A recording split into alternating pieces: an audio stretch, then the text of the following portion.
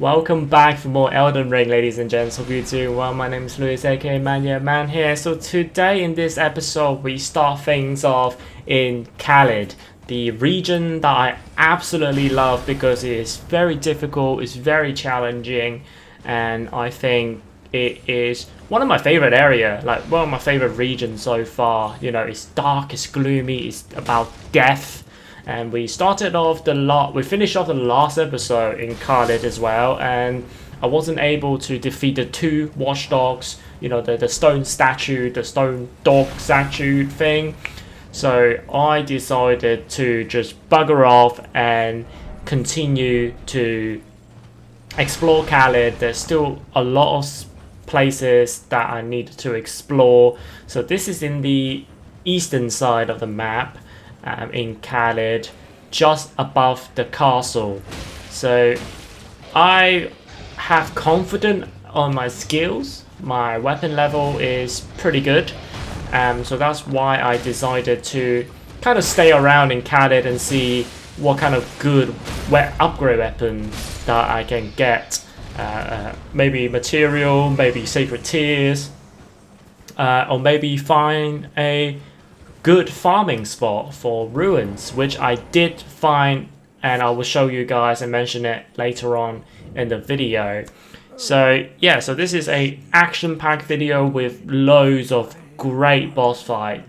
One of my favorite boss is in this game. It's very simple. It's a very simple boss, but I absolutely love it. I love the technicality of it. I love the fact that I wasn't really up there with the level. I was definitely below level when I was challenging it, but I found a way and I persisted with the way, and I ended up finishing the fight well. So you guys will watch that later on in the video, so stay tuned for that. So at the start of the video, I'm in Cirilla, kind of some sort of a Cirilla Academy town, village, and just talking to this dude sitting on a chair. I mean, he's wearing red and black, so I don't think he is friendly, but we'll see. You know, I don't know what his quest line is. It was telling us about the rot. The scarlet rot is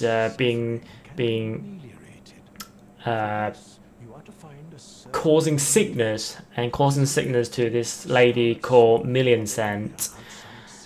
So there's a quest line to that, but again, the things that it gives us is so cryptic that you just kind of need to write down what the hell it said, because it might not repeat it.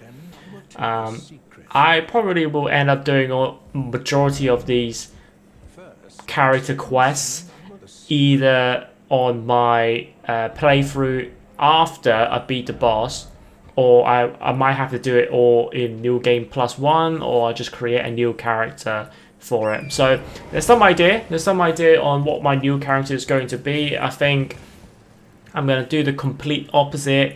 I'm going to do a strength build. I'm going to do a strength and sorcery build.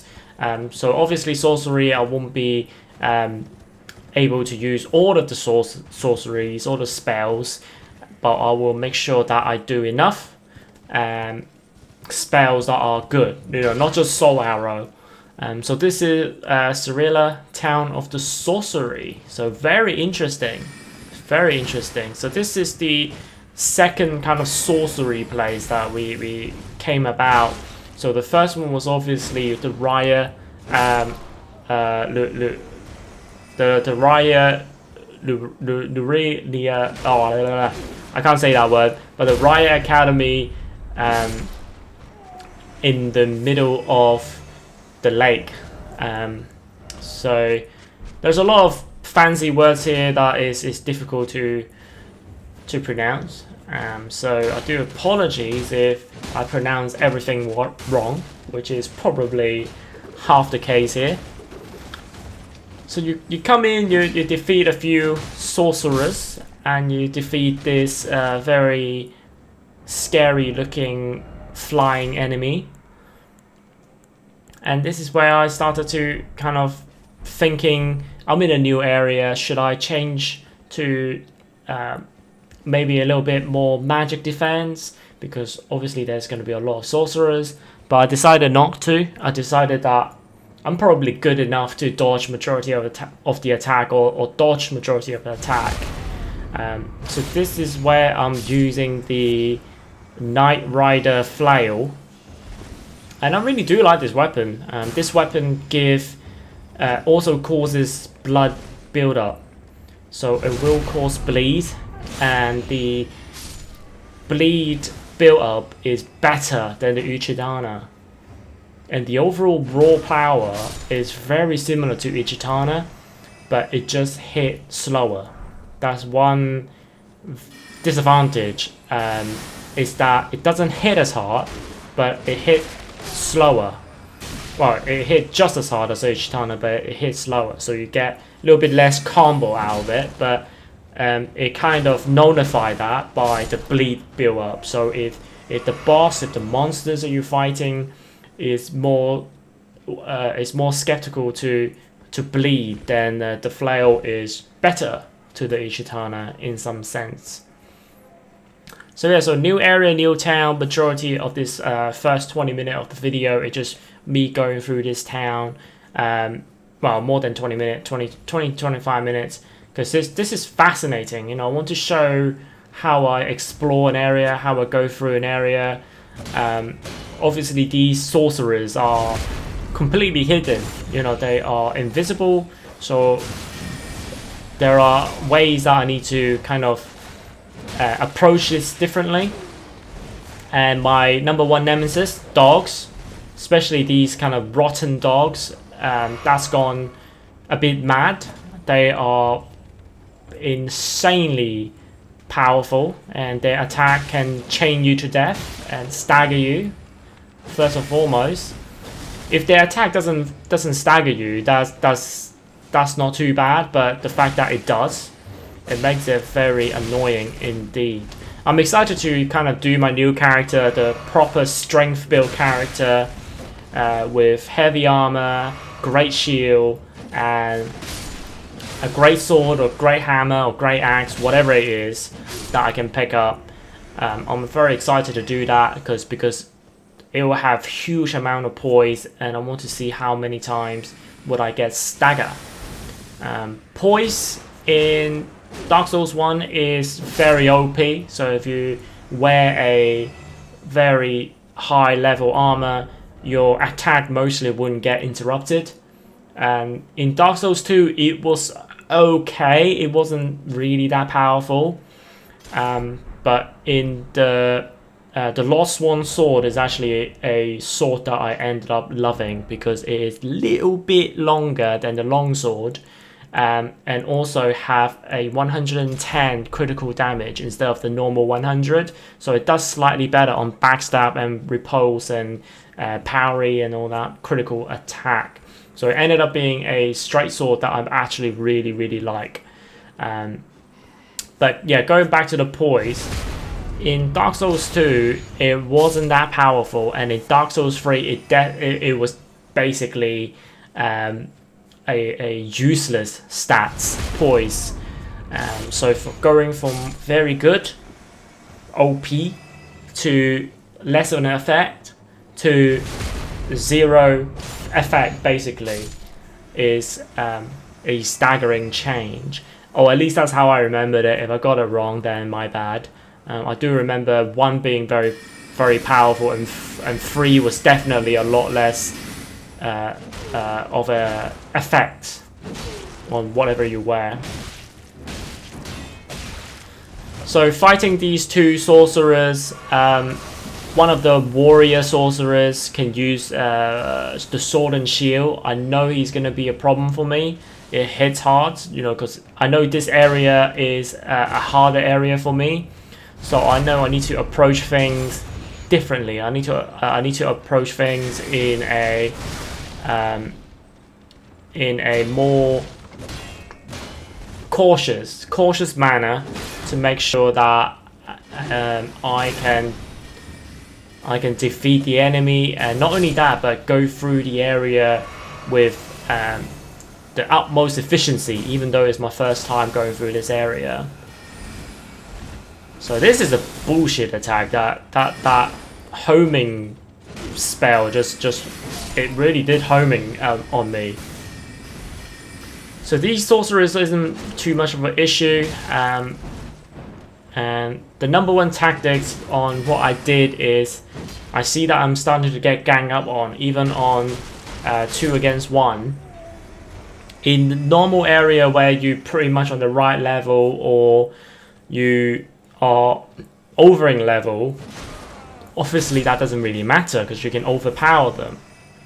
But in this area where my level is almost there, but my weapon, because I'm using the Flail, I'm not using the Uchitana, kind of balance things up a little bit, making me a little bit less weaker in this area.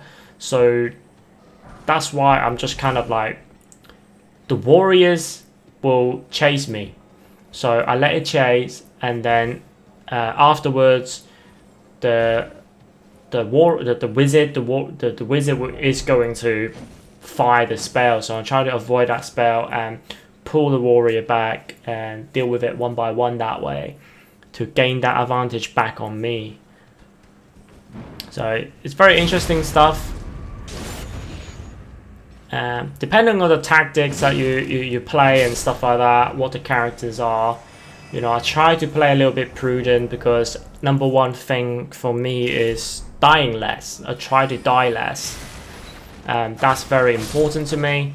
Dying less and keeping the rune. Even if I die, keep the runes alive, and then I will have the opportunity to level up, and opportunity to also not do too many runes farming when I get into an area that I get stuck on. So that's why I tend to do. I'm just trying to play smart, play patient. And I think it's key in this game is to play patient. You don't know what's going to be in the next corner. This game, the enemy placement and the enemy type and how aggressive they are, the movesets and everything are so different area to area that you can easily get caught out, especially if it's your first time facing them. So a lot of the time I just tend to be patient and just absolutely just look at what's happening. So I managed to get a painting. I managed to get a Radamain painting that if I eventually click on the right bits, there you go.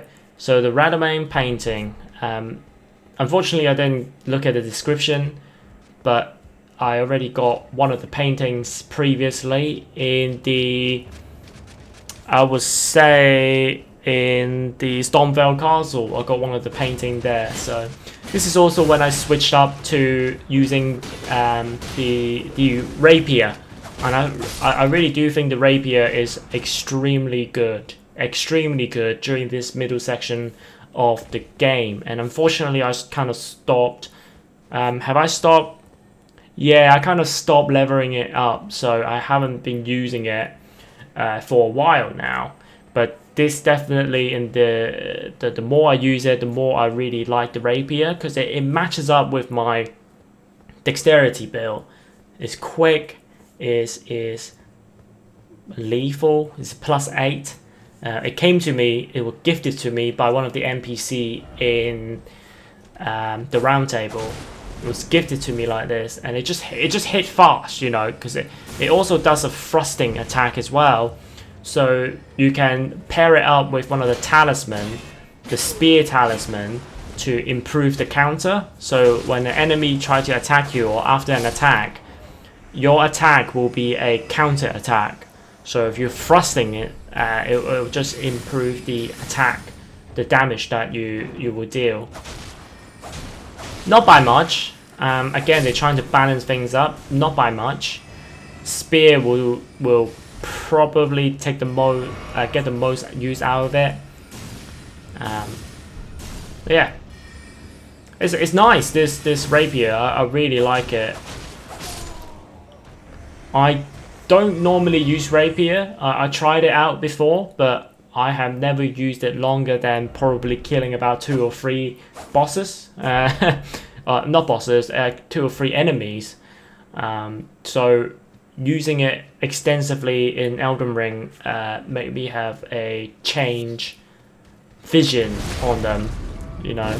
Like I said in many episodes ago, you know, episode 4, episode 5, even like previous episode, I keep saying that I want to try out different weapons so that you guys don't just see me wearing my samurai armor, wielding my uchitana and wielding my my brass shield. I don't want you guys to be watching that because there's so many armory. Me playing through this game is, you know, me playing through this first time, but also showing you guys what Elden Ring got to offer. You know, that's why when I was doing the Horizon Forbidden West episode, I didn't want to show the story. I was going to, but then I ended up thinking, hey, I can do the whole story episode. I can do the whole story series on Horizon Zero Dawn and Forbidden West, and it will be a more of a story showcase, showing the brilliant story, how it's written, the development of Aloy. So I ended up just doing a lot of side quests and showing a lot of the gameplay element and the side quests, so you still get that story interaction and the beautifulness that it is on Horizon Forbidden West. So slightly different approach in Dark Souls because it's such a big game that I can't just turn on my camera and record all the time. So yeah, losing that kind of first impression, but at the same time it makes my gameplay a lot better because trying to defeat a boss for like half an hour while my camera is on, I'm just going to be all silent and looking at the screen without interacting too much, and that's not exactly what I want. So here in Cirilla Sorcery, the village of sorcery or whatever it is, just kind of going around and fighting enemies and clearing up, seeing what rooms are there, and this is where I got to these marionette.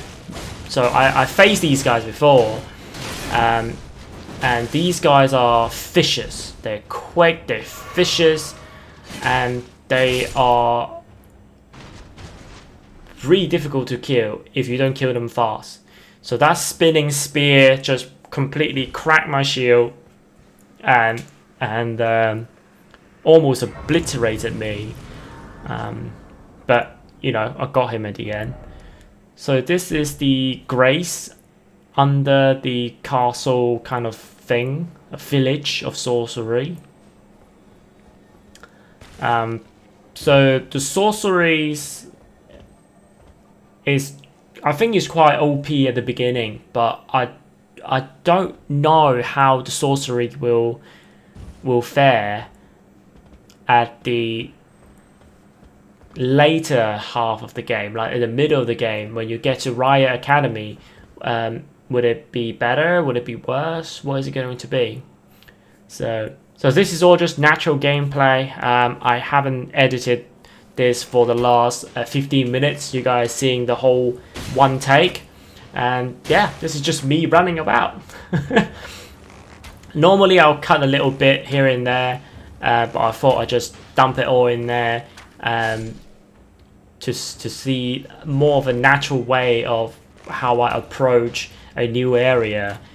Me sniping up people, me going cautiously around the corners and trying to defeat enemies one by one, and trying to use a little bit different weapon.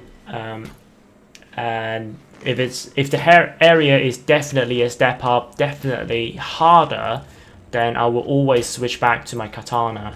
It's not like I put the Uchitana in the backup or things like that. I'm just using it a little bit sparingly unless I really have to.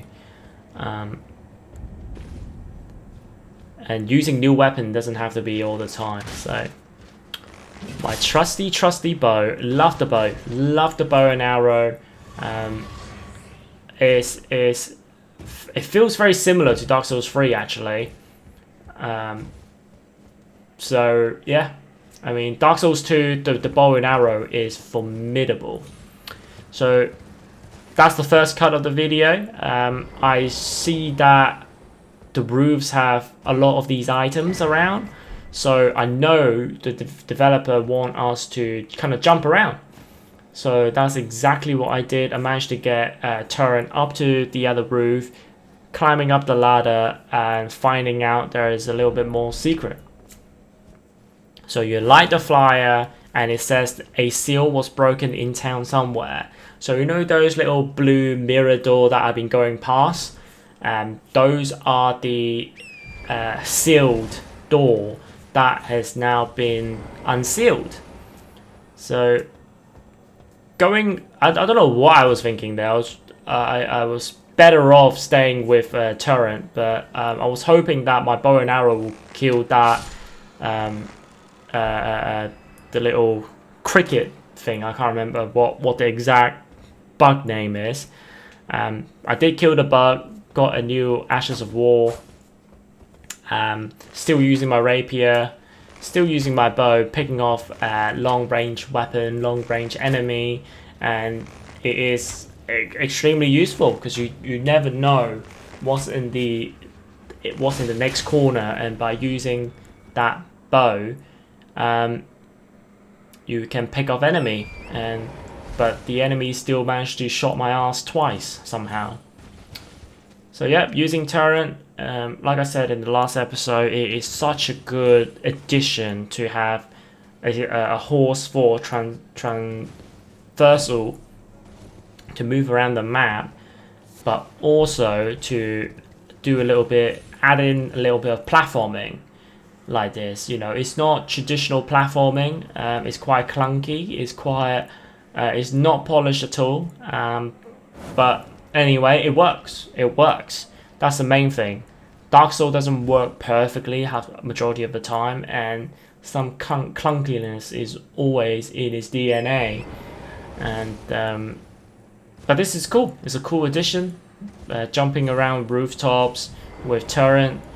Managed to find another fire seal thing earlier. So this is again another kind of platforming bits that I need to jump up there. And the note was saying, oh, you can jump up there. So, you know, after trying a couple of times, I managed it. There's a lot of that in this episode where I used turret to jump around a lot of places. So this is the last fire that I will light up. So there's 3 blue seal door, and I have unlocked all 3 of them. And I'm just going to do a quick cut because I don't want to just show you where they are. Well, where they are, you know, because I'll walk past a lot of them. So the first one I got the Spell Drake Talisman. The second one I got the Embedded Sword Key. And then the third one I got the Night Comet. So out of those 3 items that I got, the Spell Drake Talisman is probably one of the better one, because it will increase your magic defense by a quite good amount. The +1 is the level up of just nothing. You'll potentially get a +2 and a +3. I don't know how high level it will get to. And then the Night Comet is useless because I'm not sorcery built. And then the Embedded Sword Key, I don't know how to use that just yet. I believe I still haven't used it. And of course, while recording this post-commentary, I'm about 40-50 hours into the game. So I am way ahead of the point that I'm playing on the video right now. So speaking about the future. So the flame slaying aren't really doing too much damage, but I don't know why I was so persistent on using my flame slaying instead of using my rapier. I got chopped, but you know, You live and you learn. So going further up that road that I was fighting, fight a few more enemies, and then you get to another church. We like churches. We like churches because they give us sacred tear or valuable items. They always do. And they always have a site of grace inside them. You will leave immediately. My flesh writhes with scarlet rot. It is a curse, not to be meddled with by man. So I believe this is Millicent, the lady, the person that earlier the old man on the chair wearing red and black was talking about. She is infected by scarlet rot, and we needed to get some sort of needles to save him. So this is me. This is very close to where the church is, and I absolutely got rinsed by these sorcerers. So I say, alright, you win. You win. And this little guy who just looking over the sunset also decked me. So I'm like, you know what? Fine. You want me to leave? I leave. So coming back for the third time on Cirilla Crystal Tunnel. So this is the tunnel that we came back to. So I progressed it a little bit at this time, jumping around a few things. I feel a lot more confidence. My flail is fantastic against these guys because these rock dude is you can really hit hard on them if you got a strike weapon, and that's exactly what the flail is. These mother effer bug animal is the most annoying thing ever. They are really good as well, and that projectile attack is bullshit. That little it's bullshit, man. But they can bleed, but they also cool down their build up very quickly as well. So you do need to kind of hone in them, get in a combo, and that's what I'm struggling with the flail. It's so slow, so then that's why I have to do a mid-combat change to change it back to my rapier. Again, I can change it back to Yushitana, but I thought the rapier might be good because number one, it's quick. It is quick. And number two, it does a thrust attack. So you can see that every time I got close with the flail, the bug tend to just sliver back. And with the rapier, I was hoping that it will get him a little bit with the range, even though I do a little bit less damage. So these two are praying to the God knows what. Buffed myself up, and I thought, okay, let's backstab one of them. Good, you know. So now I can just hone into one of them and probably kill them, right? Nope. The second one literally just chain attacked me to death, and I couldn't roll back. I couldn't do nothing because I was staggered. So coming back here, defeated them this time. Got some sweet smithing stone 5, level 5. Like I said, this tunnel is difficult and I am under level. I know I'm under level because those little bug guys literally do a 1, 2, 3, 2 stab and a swipe, and then I was dead. I was dead. So this is the boss that I'm talking about at the beginning of the video. This is one of my favorite boss. You know, the avatar boss, the tree monsters that I went against to in the last episode. They are also one of my favorite. But this Falling Star Beast is fabulous. It's fantastic. This fight is... It gave me chills. It gave me chills. The reason why I said this give me chills is because it is so different to how I approach all the other boss, because it makes me to. My flail isn't doing much damage. My rapier isn't doing too much damage. My Flame Slaying isn't doing too much damage. And so the boss has huge amount of physical damage defense. And whatever weapon that you use, I did end up using my Uchitana. Also isn't going to be enough to defeat this boss. So second fight, second round, still learning about what this enemy can do, what the movesets are, what are the timing on the roll, what is aggression behavior, is it a bit more aggressive or is it a bit passive. So this is where I started using Catch Flame. You can see that I'm using a couple of times and I deal 136 damage. I was like, shit, that's really good. Because my Rapier wasn't doing that much, my Flail wasn't doing that much, and I can promise you my Uchitana wasn't doing that much damage. The Catch Flame wasn't great, because it really depends on where you hit with not the Catch Flame, the Fireball. Because at the beginning I flew the Fireball at him and it only does 96 damage. So now I don't know what this attack is, but I'm surprised that I managed to dodge one of the attack and block through one of the attack. That was surprising. But yeah, I was starting to use Catch Flame on just like 136 damage. That's the best damage I can ever deal to this enemy. And I started getting fascinated by it because this boss is blimmin' difficult. This boss is one of the most difficult boss I have faced. And at this point it is harder than Margit, it's harder than Godric, it's harder than any other bosses I have fight for. It's probably going to be harder than the Watchdogs. The reason why I said the twin Watchdogs is not harder is because they just ganging up on me. So this is one-on-one, mano a mano, and I really love this fight because it forces me to change my fighting style.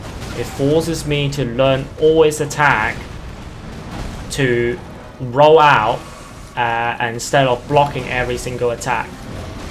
So we can see that I already learned.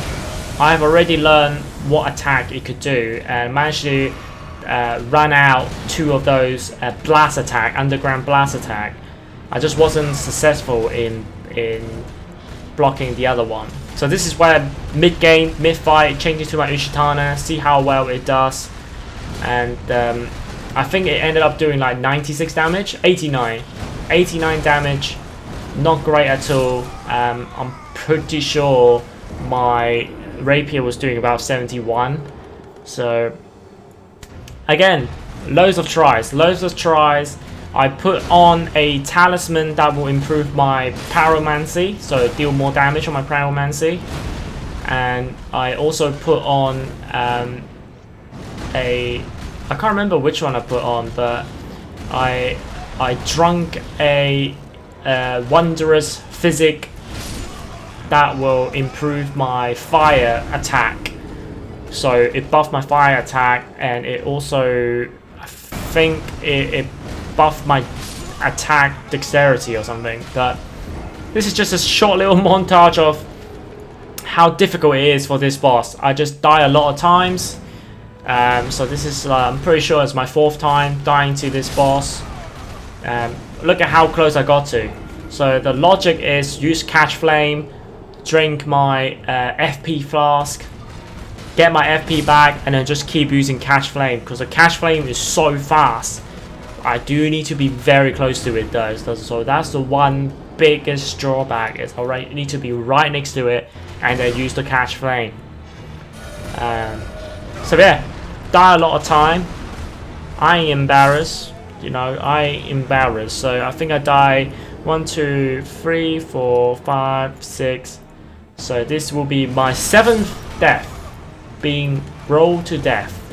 So I'm not going to waste your time on this because I have about 5 hours of raw footage that I cut it down to 1 hour and a half. and you know, not gonna bullshit you, this is the successful run. Start off with the Uchihatana, getting 180 health point damage. A good start. I see that, like I was doing 136 damage previously, but now I'm doing 170 damage. So that's a big improvement using the buff and also using the talisman buff. So at this point I already know all the moveset. So like I said, every single Cash Flame that I cast has to be precise, because otherwise I just do not have enough to defeat this guy. So on the last kind of area AoE blast from underground, you kind of do want to roll. You can jump out, and I feel like when you jump out it's a little bit more consistent. But sometimes if I'm right at the edge, if I roll out, that's fine, or if I run out, that's fine. But if I know that I've got stuck a little bit and I'm in that kind of AoE zone, the purple zone, then if I jump, sometimes it works. So yeah, so just being patient, see where my timing of attack is, and I think my timing of attack has been ridiculously poor, because I missed about 5 or 6 Cash Flame attack. And that's big, because that is wasting my focus points. So instead of almost half health, I could have took him to less than half health, that kind of thing, by missing. No, it wasn't 5 or 6, but it was up there. So it's all about learning this boss and learning the attack, and not just blocking everything. Blocking should be the last resort. Like that one, he went into a combo that caught me off guard, so that's why I blocked, and it was fine. You can see there, I jump out there, and I think it is so much better when he was doing the ground blast attack with the purple projectile. This one, click R3, unlock the camera, don't get locked on, and you will feel better. You'll move better, because if the camera is still locked onto that, you can't see where the purple area is under your feet, so you don't know whether or not you can just run, roll out, or jump out. So this boss, I know it inside out now, and it's so fun to fight this boss, because my Uchihatana is completely useless. Now I've gone back to slashing him because I ran out of Cash Flame. I still have 3 flasks, but I got it down to about 40% health before using the Uchihatana to finish things off. And that's exactly what I did, you know, because I know the swing on the Uchihatana is a lot slower than Cash Flame, so my blocking opportunity will be less. So I know that I can probably only have 1 hit, but when doing big recharges like that after his attack, I know that I can use I can do free swing. But that was daring, that was being impatient. A lot of the attack I should just be doing one swipe. You know, I did 2 there, but again, this is 2 swipe. There you go, and 3 swipe that was. You can see that I was being very happy, trying to spin around the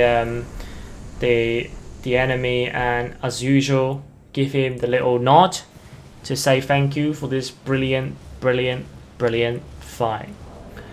So back in Limgrave, and I found another one of these Evergoa.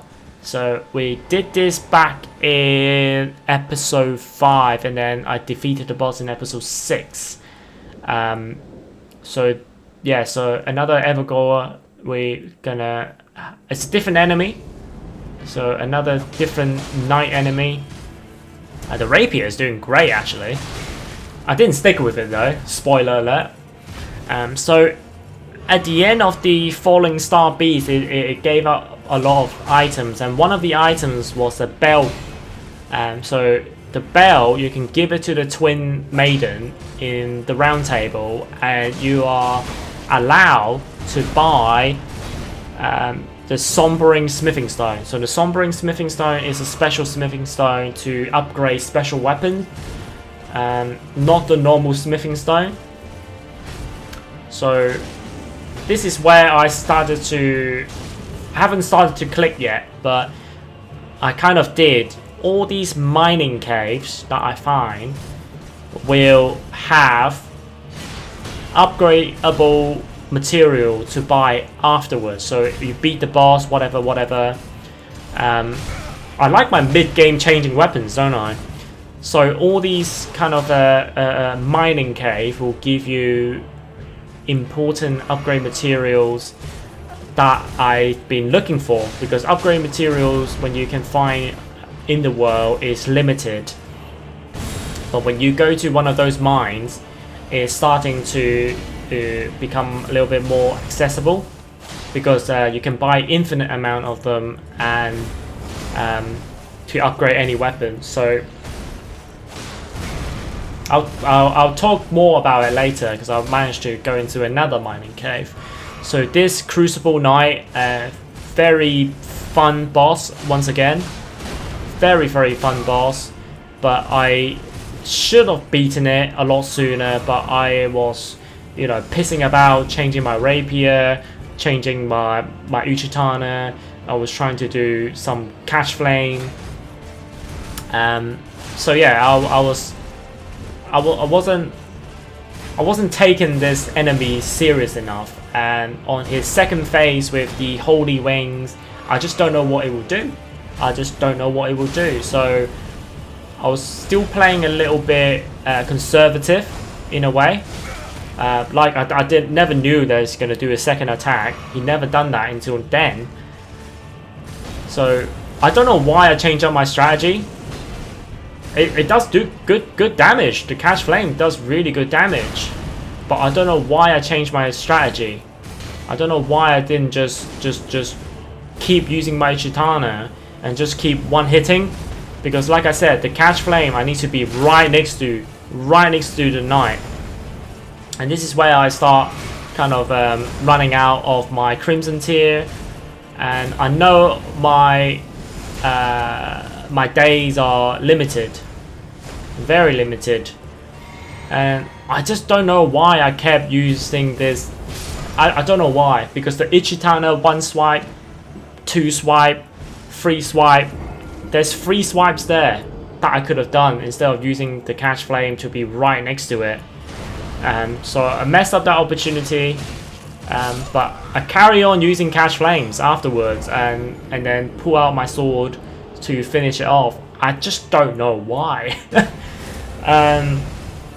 Don't know why I did that, but my sword is doing good damage. But again, I just was being very impatient and just trying to do different things. So got a few deaths with this Crucible Knight. Luckily there is a stake of Maraca outside this boss arena. And to be fair, 172 damage is a lot more than the 84, 87 that I was doing with my katana. Because 172, that's like 2 swipe on the katana. And there's not very often that you'll get a two swipe ability with this boss, because it's a good amount of aggression with this boss. So to make quick work of this boss, I needed to use Catch Flame. So that's why I started off with it. It's not a bad strategy, but I just don't know why on the first fight against this boss I used that strategy. And now in the back foot, I'm rolling around, trying to heal, and obviously he was trying to be ultra aggressive while I'm healing, and I wasted 2 flasks there because every time I heal, I have to heal again because it hits me. So that was poetry in motion, dodging dodging that attack, the spin attack perfectly. So after half health, or close to half health, he started to become more aggressive and started to show up his holy wings and tails. It's a really cool boss, really cool boss. There isn't a boss that is lame or not cool. Like I said, I don't count the tutorial boss. That's a joke. That one is just Elden Ring in easy mode to try to get people play the game. You know, to ease them into the game, to fake them that, oh, the game boss is so easy. Look at this. So I don't consider that tutorial boss as a real boss. It's a bit more of a set piece than is a boss. So yeah, so all the boss I've faced so far, they're very cool. So about 30% health left, probably a little bit less than that. Gone back to my Uchitana after doing such a good job with my Cash Flame. So I can't use the overhead slash attack. That also does about 200-300 damage if I remember correctly. I think I did try it out before. But it uses a lot more focus point. But I don't know why I didn't try to do that, because it staggers the enemy. But I can't use it now. I don't have focus point, so it doesn't stagger the enemy, and it doesn't do additional damage to them as well. So this is where I'm panicking. Again, wasted that flask. I still healed, but it's like I wasted the flask. I could have done way better things with it. So the last kind of 10% health left, and I realized this a little bit too late, but I realized that the thrust attack was actually pretty damn good against this character, but never get to try it more than once. I barely do the strong attack for some reason, but it's fun. It's a fun boss to do. So back to the starting area where the dragon swooped me away in the second episode. I've forgotten about this, to be honest, and I do shitloads of damage. Look at that. And fighting the dragon on the horseback, it makes it so much easier as well. So yeah, flying dragon Aki is a piece of cake, and it will bleed. The bleed build up is pretty good, and look at that, look at the scene of that, the burnt grass, the embers, the redness of it. Oh, it's beautiful. But yeah, the blood will build up quite well as well, and it's not a slow build up, it's not too bad. I just couldn't get a consistent hit on it. They can see that the massive chunk of health just dropped. So yeah, being on the horseback as well with the Lance Talisman, doing 112 damage, not bad at all. I don't know what I'm trying to do here. I'm trying to heal my horse. Okay, so I can heal my horse with those raisins, because you don't want turn to go down midway through the fight, and I just kind of ran into his flame for no reason whatsoever.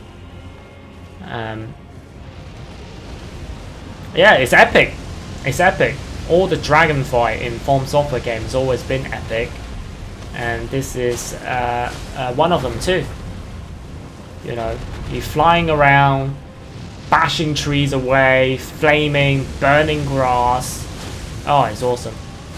I don't know why I just didn't stay on the wings. So it ended up being a very easy fight. I'm, you know, way too high level now. So I've got a dragon heart, and it got this a new draconic power is available at the Cathedral Dragon. So I haven't been there yet, so I don't know what that is. So yeah, it was easy fight against a dragon that looks very formidable. And in this little corridor there is it comes a very precious cave in that little corridor there. So I ended up just investigating. I thought it was a corridor that I already been to, but it ended up being false. So this is another mining camp. So each mining camp have like an icon on the map, and that icon is so important because it gives you upgrade materials. It gives you upgrade material. At the end of this boss, you will get a bell that will allow you to buy smithing stone plus smithing stone level 1 and smithing stone level 2. 1 and 2, ladies and gents, that is so important because especially on the early game, to make your weapon as strong as possible. So even if you're a little bit under level, hopefully your weapon can boost your level to a to be a little bit more matchable to the opponent. So since we are in this rock people, I'm bringing back my flails because it is the most effective weapon against them. You can see all of these smithing stone, all of these mining stone that I'm collecting are smithing stone level 1 and smithing stone level 2. It's so important to grab these smithing stone to go to this cave. I would just say it's so important to go to this cave at the beginning of the game. Just run away, completely run away from the dragon, get to this place, and this is fantastic. You will get enough upgrade material even though if you don't have that money, the ruins, to buy smithing stone 1 and 2 and to level up your weapon, you will get enough of them for your current weapon that you're wielding. So definitely incredible early place to go to. It's right next to the first bonfire, Site of Grace. Thanks to the note, I know there's a little section here that you can jump out. The boss in this cave isn't really anything that difficult either. But just dodging that flame, roll around, and grab some goodness. Mining stone, smithing stone goodness. So the glintstone scrap you can make kind of like a cocoon glintstone to throw at the floor, and then it will do some kind of a magic sorcery homing attack from it. I never used the cocoon, but maybe I should because it's the only thing that deals sorcery magic attack that I have.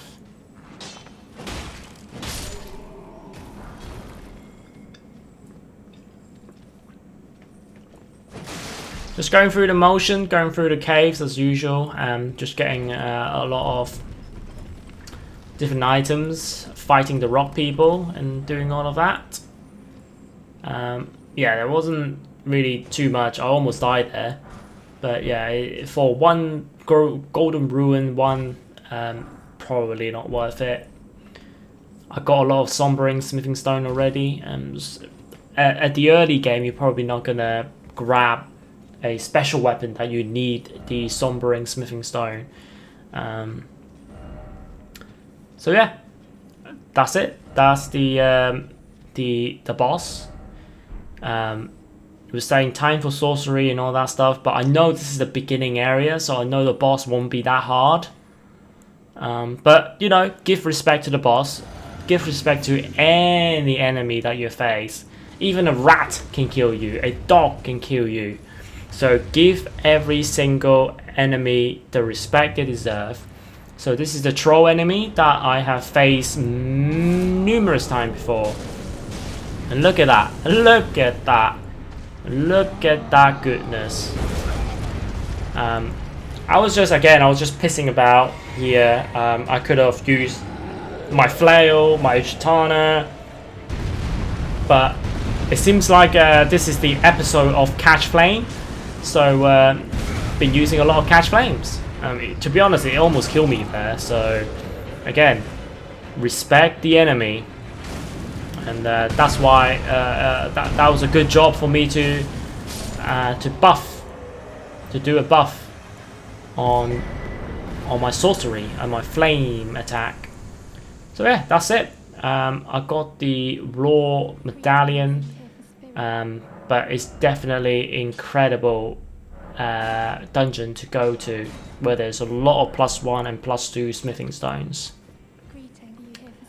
So yeah, so the smithing stone, the bell that you can buy it isn't actually on that one. I just remember it's actually on the other mining camp in Numeria. Oh, Nunia.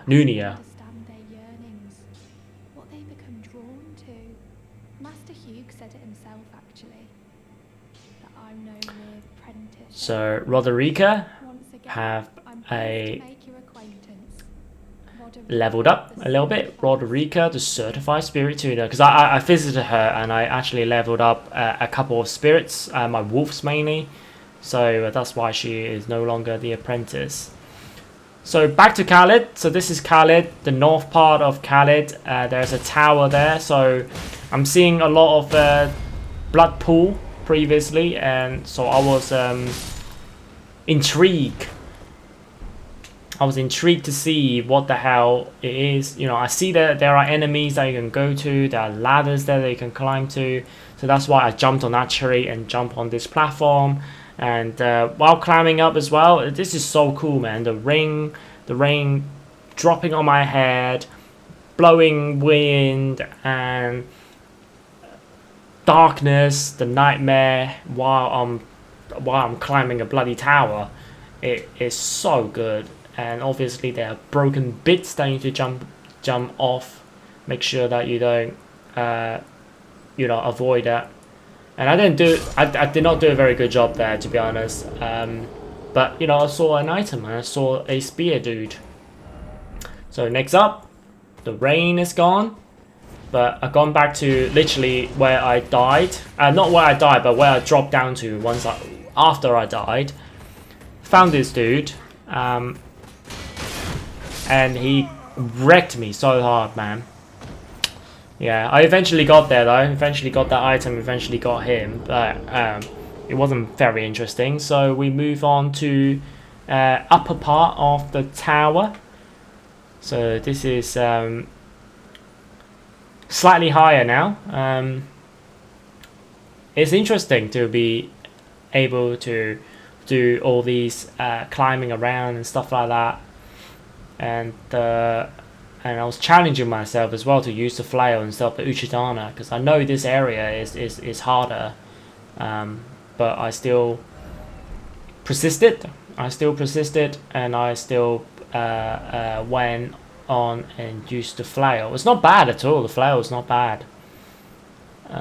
And the cool thing is, every time you walk, because it's a chain with a maze, you can hear the chain clunking around when you walk. It's really cool. The small little details that they have in these games. I saw that guy unfortunately die, and I don't know why I got here, because there was nothing there. And this is just me keeping things originality. Not knowing where to go, I decided to kind of go back a step and try to go the other way. This is where I kind of just being careful. I don't want to die, because the enemy in here is quite difficult. They are quite good. And yeah, I mean, that's why we explore Caelid, to explore a place where we will be like, oh my god, this is like a great place, difficult place to challenge myself. So one of the message said try horse. So I did. I listened, because that gap is a little bit too big for my character, I believe. So I did a double jump there, and I did a jump there. Easy job, right? And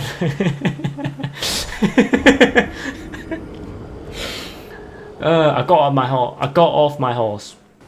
I got off my horse and I yeah, got off from the back of the horse and I fell to my death. That was funny. That was like the most embarrassing death, funniest death I have. So yeah, whatever. We move on. The good thing is we can always come back, and even these soldiers give you 1055 ruins. This is where I started thinking, oh my god, these soldiers giving me so much ruins. If I can find a site of grace, I can farm them. This will be a pretty good farming spot. But I think this whole tower was supposed to be my like farming ruin spot, because all of these guys give me about 1,000 ruins each. I can't kill them very quickly, but I just thought, oh, it's only place with about 1,000 ruins, so yeah, just panning my camera and looking at places, and it impresses me so much how beautiful Elden Ring looks. So I'm in the Divine Tower of Khaled. Like I said, this is the place originally that I thought, this is gonna be my place of, definitely my place of kind of farming souls and all of that stuff. But yeah, so this is where I'm just kind of looking at the map and then looking at that oak tree. I'm trying to get like my positioning, you know, on the map. And it's cool. It's cool that when you look at the map, you can see the oak tree there, and you can actually see it like bright yellow. Yeah, I was scared on this one. I was like, holy shit, that's a lot of bloodstain. You know what's up. You know you need to be careful when you see that many bloodstain. Holy balls. Look at that. That's like 3 or 4 bloodstain in one spot. So I know I have to be careful. So I did. Pulling out these soldiers one by one.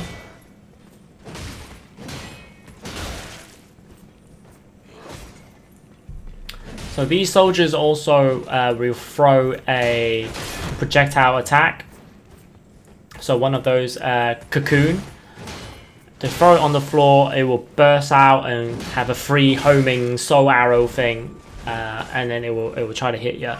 Let's see if we'll do it here. No, it doesn't. Okay. So it was trying to back off because the tether was a little bit too much, I guess. But it hits hard. One spear attack, and it got me to less than half health. So I know these guys are difficult, but it gives me 1,194 ruins. So I thought this was gonna be my spot for a bit of farming, but no, it ended up being a place that I will show a little bit later on. Even better place, I would say. Even better place.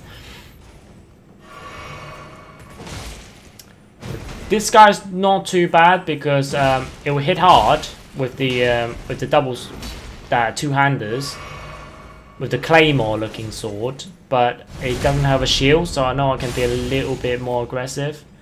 While backstabbing, I managed to get it to bleed, and there you go. Victory is mine.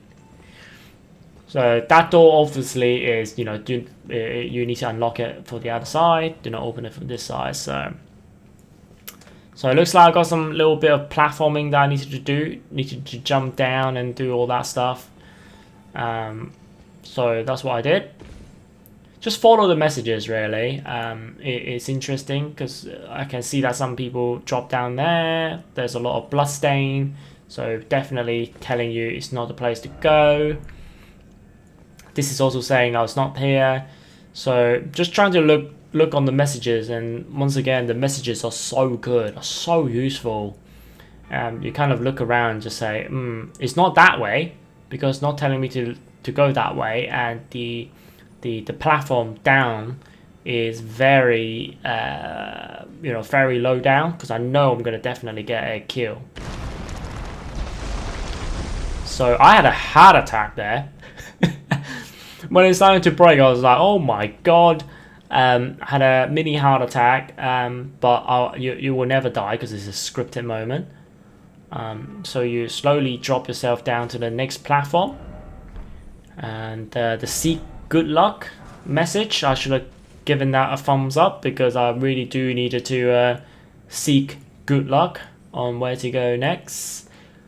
So just looking around, just like there's nowhere to go.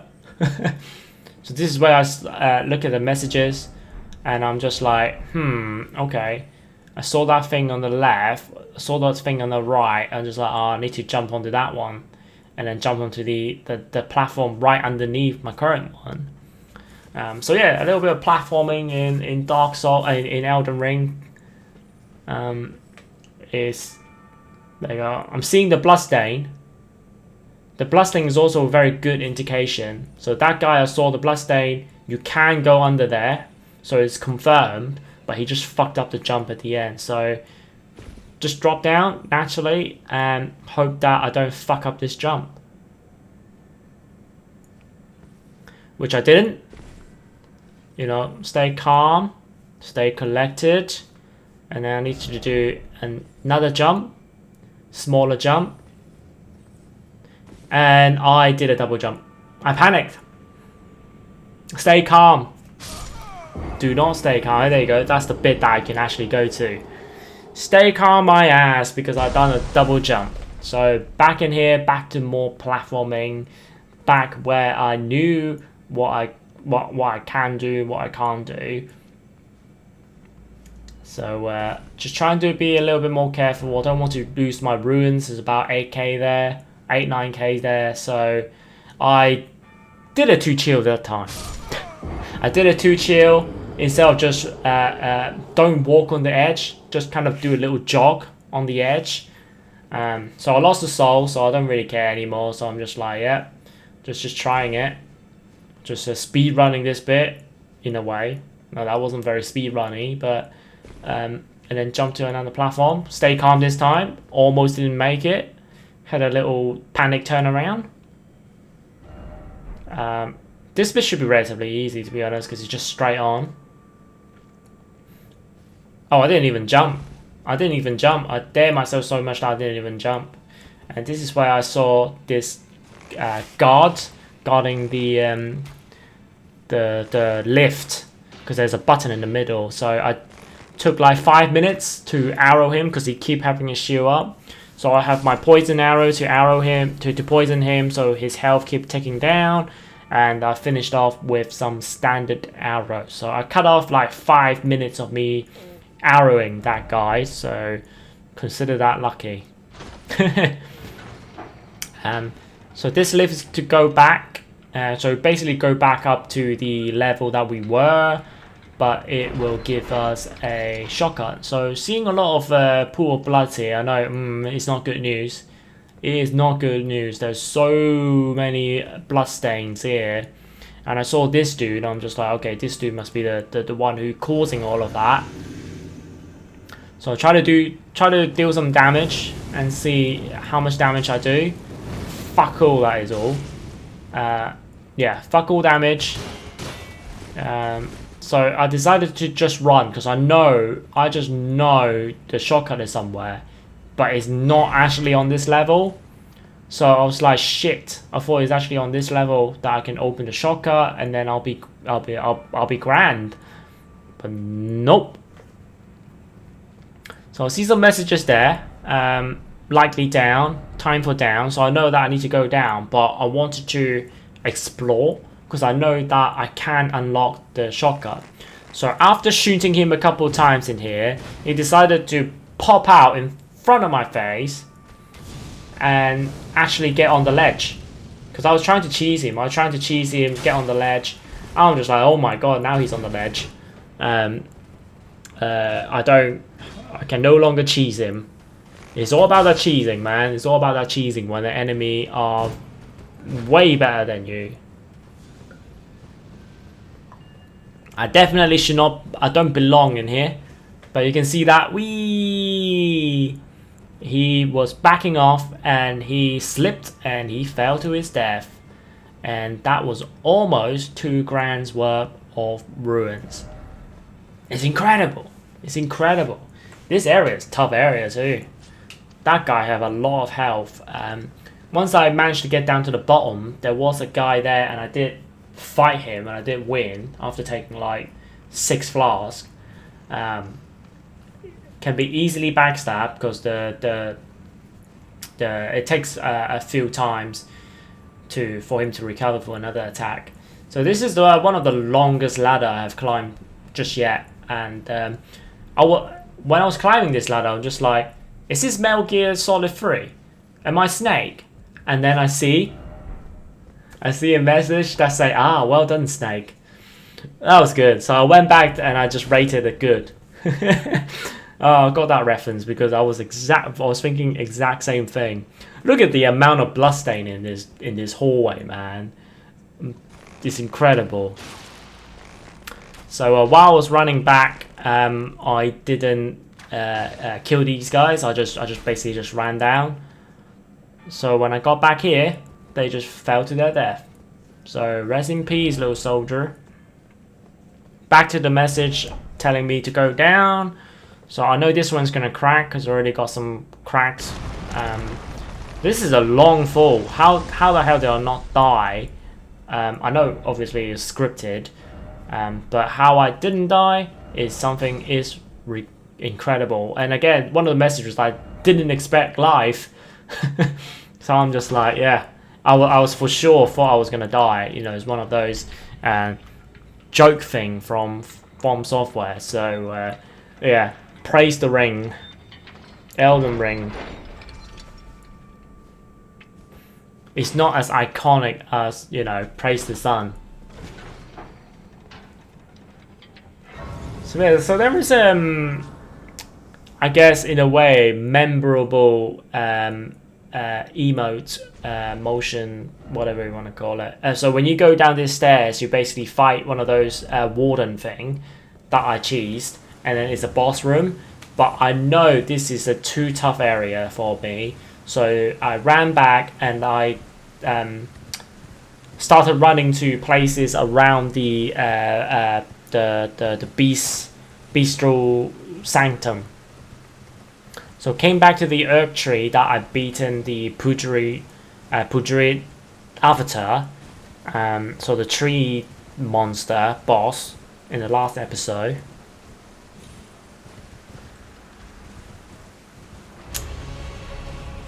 So I saw another one there.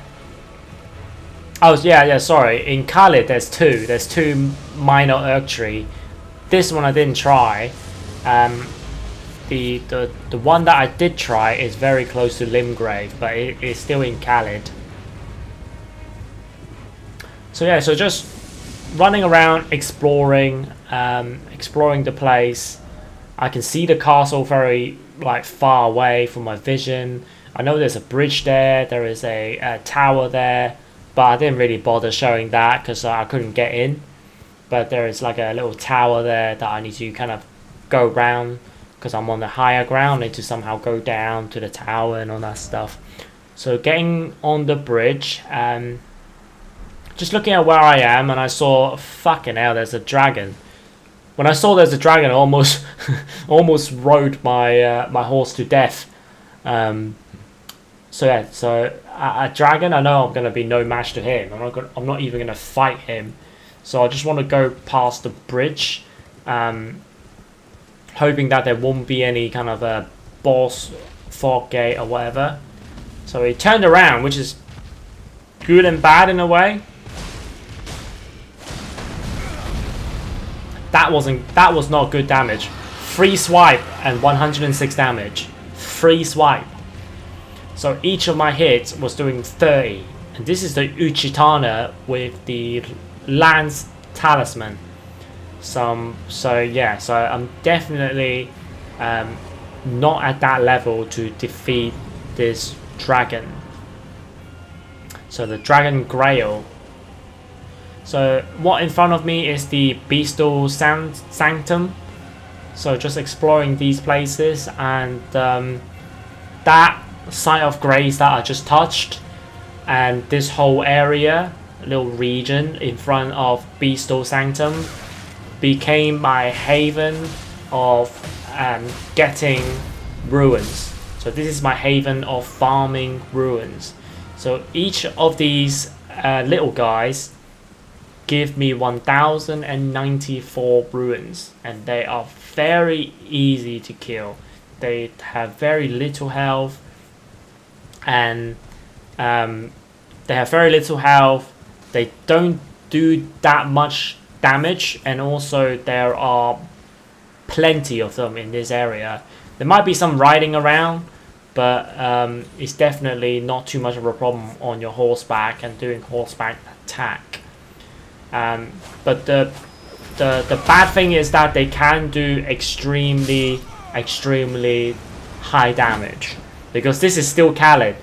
They give you 1094 runes, so you know that they are a tough enemy, but it's just the fact that they have low health and they do low damage. Not low damage, they have low health. That is the key for my haven of getting runes. So I'm just trying to kill some rabbits here, and I look back, there's a flash. I'm just like, holy shit, what is that? And that was a fail Indiana Jones moment, ladies and gents. That is what it is. It shocked me so much. It gave me a bloody heart attack. It didn't actually, but my heart was definitely pumping after that bloody boulder just crushed at me. So yeah, so you can see that I literally just I cut around a lot. I went to the Beast of Sanctum. I did a round, see how many of those little guys are there, because I started to think, oh, this is definitely a really good farming place, and it ended up to be true. It ended up being very true. So going back to Khaled, going back to the southern part of Khaled, the southeastern part of Khaled, where we will finally ride to this watchtower. This watchtower is having a fight. The soldier is trying to fight off the beasts. So who's in this castle? Radamain. Lord Radamain is in this castle. He's been fighting hard. He's a formidable warrior that has fought off Melina. So we don't know who Melina is yet. I have a hunch, because I try not to look into like Elden Ring too much, but obviously it's been a couple months since the game has released, so that's why a lot of people are talking about it and a lot of people are sharing about it. So yeah, I like how the soldiers are they're dressed fairly similarly. So Limgrave with the Godric soldier, they dress very similarly, but more yellow and green. Radamain soldiers is more red and grey. And then, oh, he pushed me out. I kind of backed off myself, but yeah, that was another silly death. Not reading my place. So I know that I can't back off, so I need to be on the aggression. So I started using Catch Flame, because I know it does really good damage, and I can be relatively safe and not use my sword. So I got another great sword, a great shield I should say. And this is a arrow stain talisman, which is a really good talisman, especially for me, using a lot of arrow, because it increases your arrow damage. Just as simple as that. Increases all arrow damage, I should say. So sieging into Radamain Castle, not very successful. Got hit once. And this is a extremely tough area. And you know, going through the castle wasn't anything special really, and I ended up failing to breach the castle because I was just too little level, and I will be sure to come back to this castle, but let's just enjoy the Radomain castle, the aesthetic, and how bloody difficult this castle is, right? I thought I did a good job, but obviously not good enough. I could have persisted, but I decided that at that current level that you're watching right now, at that gear, I wasn't prepared yet. I just wasn't good enough. You know, even soldiers like that takes me more than 4 swipes to kill, and the backstab doesn't kill these little soldiers. I know it's bad news. I know it's bad news. But nevertheless, you just trooper on. You know, you don't have to. So this is Smithing Stone 3. So it's giving me all right material to level up. So realistically, I should be okay in this area. You know, after editing this video and, you know, recording my face cam, I might actually go back to do this castle bit. I'm trying to find a structure on the video so then they flow a little bit, because I know a lot of the time you just want to explore a lot of different places. So one moment I'll be filming Limgrave. I'll be playing around Limgrave, and then second moment I went to Khaled because I thought that why not, and the other moment I'll be in Nunaria. Yeah. So yeah, it's so different. So breaching the castle is also a tough job, because there are some ballista trying to shoot you, and they can definitely kill you very quickly, because you will know why very soon. So breaching the Radomain castle, not very successful, because we just died once and we almost died second time. Literally just got gangbanged here, man. So I know it's bad news, so that's why I started to kind of just back off, and hopefully I can kill them one at a time. I don't know why I'm trying to use Catch Flame there, honestly. I think I was just trying to get like a lot of them, so that's why I decided to use Catch Flame. But honestly, I didn't really need to. I think this is sort of the moment it's really good to use my guard counter. My guard counter is when someone hit your shield, you press R2, the strong attack, and it will do a sweeping guard attack on the Uchihtana. It's a very good mechanic that they added in, but it just doesn't feel natural to me to use it all the time. Because you need to time the enemy attack, because the enemy is about to do a combo. After the first hit, you do the counter, then you're just gonna get hit a couple more times. So nevertheless, is what it is. I just need to use more. That guy just hit the tree, so it gave me loads of time to. I couldn't get behind him, so I just need to start chopping him. But these troll enemies, I'm well versed in them now. I'm not scared of them anymore. And they usually give out decent amount of souls, so ruins. So it's not bad. You just need to back off a little bit. Just be calm. And I don't know why, but I already have 0 flasks. So I decided to just maybe search the place out a little bit. But I know that I already got 0 flasks. But I just wanted to explore. I don't want to go back and having to go past all of those siege weapon again. You can see that's one of the siege weapon that fired at us earlier, where you're getting across the bridge. So this is the very interesting bits. This is the siege tower that I will end up getting a brand new bow, called a pulley bow.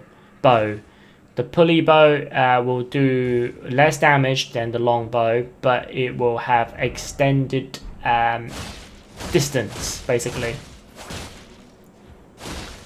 So just taking out my frustration on the ballista. It doesn't break. That's what I was trying to do. I wasn't frustrated. I was just trying to break it, but it doesn't break. Which is, again, good to know, I guess, because I thought you can break it and then it will not ever do it will not ever do it will never harm you again, basically. So I thought this is the one that I got a pulley bow, but apparently it's not. Yeah, apparently it's not. That's just a smithing stone. In one of the siege towers that I thought it was this bit, but anyway, it's not this bit. So one of the siege tower ended up being similar like that to aesthetic, and I got a pulley bow out of it. Not relevant at all, because I'm not using it, because I like the raw damage, and the longbow's already doing a very good range, so I don't know the pulley bow will do that much better anyway. So inside of the castle, I cut off about 20 minutes of me fighting a knight, because like I said, I don't have Crimson Tears. I did manage to regain one or two of them after killing that knight, but yeah, it was a bloody nightmare going through Radamain with eventually 17,000 souls. That was I think it was getting expensive though. It was definitely getting expensive leveling up, but still 17,000 souls, that would have been one level. I think back then I needed about 11-12k for a level. So I got 14 now, but I will end up getting 17, and it hurts me so much, man, when you lose that much souls. I know I'm spoiling it a little bit, but it's almost towards the end of the video. But man, it's difficult, man. It's difficult. So coming out of this courtyard, be wary of left. There wasn't too much of left, really.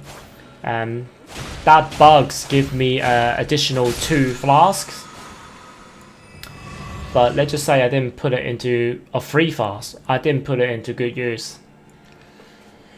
No sirree, I didn't put it in the good use. I'm still salty over this death, man. Still salty. Because I really thought that the whole time now I'm running back, I'm just kind of like, where the fuck is the Site of Grace? That's all I'm thinking right now. Where the F is the Site of Grace? Because that's what I was trying to do. I gone so deep into the castle. I just keep thinking, oh yeah, I'll be close to the Site of Grace. Oh yeah, I'll be close to the Site of Grace. I'm not close to the Site of Grace, and yeah, that's annoying. That's really annoying. But sometimes it is what it is, you know. The Site of Grace just isn't to be. I might have missed it. The viewers probably be like, "Oh, you missed the very obvious Site of Grace, you idiot." And yeah. So back to the courtyard. There are 2 very scary looking dogs that I do not want to fight, especially with very low health and with tons of ruins. Like I said, I'm just trying to run through different places and trying to find Site of Grace. I wasn't worried about my flask now. I've got 4 spare, you know. But yeah, I know in Khaled anything can kill you though. I just know in Khaled anything can kill you. So I'm just a good gauge on the bow and arrow and see how much damage I can do, how much 117 really is. The 117 for the health bar could be tiny like that enemy to that enemy, or it can be that much. So it really doesn't tell you the full story until you kind of like fight the enemy. Try calmness. Try calmness. Yeah, I'm being calm, alright. So, I don't know why I didn't drink. But apparently he's just saying try stealth and then a shortcut ahead. But I'm just like, no, he's just pointing to the shortcut that I've unlocked. The shortcut that opened up the wooden gate near where the people were kind of not sleeping, but so yeah, it wasn't very helpful at all. And went into this bit and the new area, right? New area, and I started running to places again. That's like seems to be my forte. Going into a room with absolutely fuck all in it, and there's a ladder. So this is where I'm just like, okay, go up the ladder, and the Site of Grace will be there. Hell no, the Site of Grace won't be there. What is in there is this pumpkin head. But I was like, okay, yeah, that's fine. I dealt with those pumpkin head before. I don't know why I didn't drink. I got 4 flasks.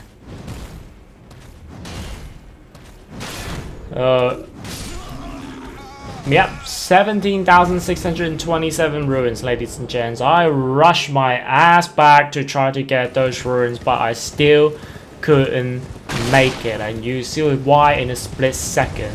We got those fireball flaming at me from those catapult, trebuchet, and yeah, it's been a very fun video, ladies and gents. I hope you guys enjoyed this video. Click on the like button and will put a smile on my face and put a smile on that 17,000 runes I'm about to lose. Subscribe to my channel for more things Elden Ring and any other games that I play. Stay safe out there, keep calm, and video game. Peace.